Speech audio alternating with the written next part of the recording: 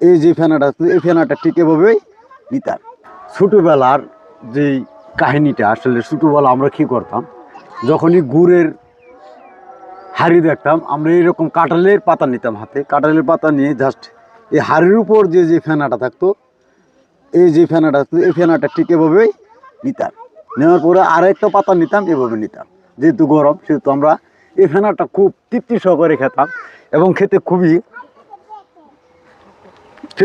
চমৎকার এবং খুবই সুস্বাদু লাগতো।